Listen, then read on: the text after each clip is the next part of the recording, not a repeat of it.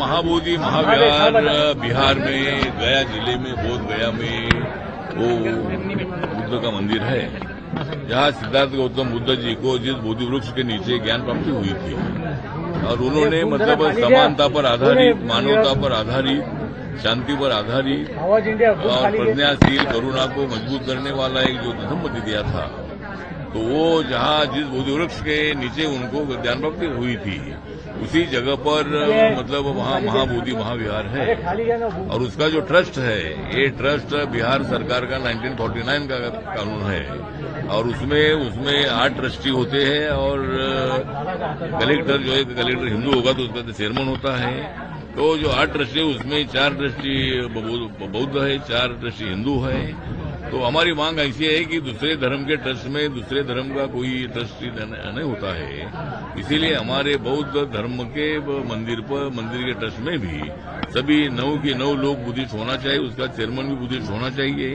इस मांग को लेकर 14 अक्टूबर को बाबा साहब अम्बेडकर जी ने बौद्ध धर्म की दीक्षा ली थी 14 अक्टूबर 1956 को नागपुर में। उसी तारीख को ध्यान में रखते हुए हमने सभी रिपब्लिकन पार्टी के अलग अलग ग्रुप हैं, उसके साथ साथ बौद्ध संगठनाएं हैं और कांग्रेस पार्टी है, राष्ट्रवादी कांग्रेस है, शिवसेना जो एकनाथ शिंदे की है, उद्धव ठाकरे साहब की है, तो और अपना बीजेपी है, तो सभी जो पॉलिटिकल पार्टियां है उसमें काम करने वाले जो बुद्धिस्ट नेता है वो सब नेता इसमें शामिल है।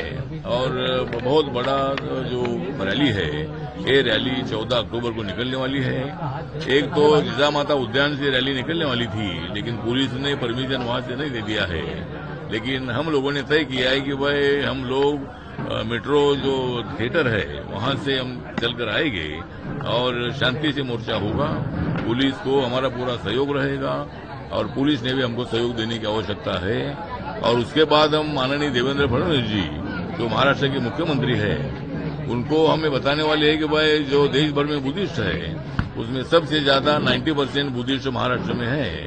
इसीलिए मतलब उन्होंने माननीय मुख्यमंत्री जी ने प्रधानमंत्री जी का हमारा टाइम लेकर उन्होंने मतलब इस इश्यू को सॉल्व करने के लिए मुख्यमंत्री जी ने मदद करनी चाहिए। उसके लिए हम माननीय देवेंद्र फडणवीस जी को भी सभी लोग मिलने वाले हैं और सभी पार्टी के नेता, बौद्ध नेता इसमें शामिल हो गए हैं। इसलिए मैं उनका धन्यवाद करता हूं और हमारी रैली बहुत बड़ी निकलेगी और इस विषय को गति देने का काम इस रैली के माध्यम से होगा। पीएम नरेंद्र मोदी जी से भी कुछ अपील हम करेंगे, हम मीटिंग करने वाले उनके साथ। हाँ, तो मतलब ये विषय तो ऐसा केंद्र सरकार के हाथ में नहीं है, लेकिन उसके बावजूद भी ये बिहार सरकार का ही कानून का विषय है। 26 जनवरी 1950 को संविधान लागू हुआ था और उसके पहले मतलब ये कानून 1949 का है, तो उसको रद्द करने के लिए बिहार असेंबली ने मतलब अमेंडमेंट करने की आवश्यकता है और उसमें 9 के 9 मेंबर हमारे बुद्धिस्ट हो, ये मांग को लेकर हमारी रैली है। हम किसी धर्म के विरोध में नहीं है, अपना धर्म का पालन करने का अधिकार बाबा साहब के संविधान ने दिया है, लेकिन इसीलिए हमारा धर्म का पालन करने का हमें अधिकार है और इसीलिए हमने ये रैली सभी हमारे बौद्ध समाज की तरफ से रखी है। और बौद्ध समाज को मेरा निवेदन है कि मतभेद बाजू में रखकर हम सब लोगों ने बड़ी संख्या में इसमें शामिल होना चाहिए, यही हमने सभी समाज को अपील किया है। तो मुझे लगता है कि मुझे इसकी जानकारी मिली है, हमारे जो वहाँ के प्रदेश अध्यक्ष है हरियाणा के, उन्होंने मुझे कल इसकी बात मुझे बताई है और मैं वहाँ के मिनिस्टर के संपर्क में मैं हूँ।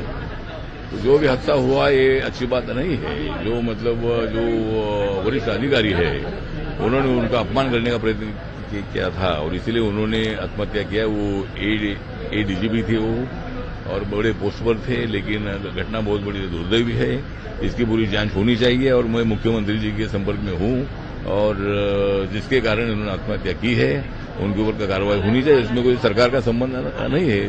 राहुल गांधी जी बोल रहे हैं कि भाई ये सरकार ये है वो है, तो इसी तरह का पॉलिटिकल विषय को बनाना ठीक नहीं है, लेकिन घटना बहुत बड़ी दुर्दैवी है और एक बड़ा अफसर हमारे समाज का आत्महत्या करता है, ये बहुत बड़ा हमें चोट लगी है और इसीलिए मुझे लगता है कि मुख्यमंत्री जी जरूर इसके संबंध में एक्शन लेंगे। मनुस्मृति लाना चाहती है बीजेपी, आरएसएस, इस तरह की बात संजय राउत ने की है जब इनको पूछा गया इसके बारे में। मुझे लगता है कि संजय राउत आरोप लगाने में बहुत बड़े एक्सपर्ट है। वो ट्रेनिंग लेकर ऐसा आए हैं कि भाई वो आरोप ही लगाते रहते हैं। तो आरोप हर बात पर लगाना ठीक नहीं है।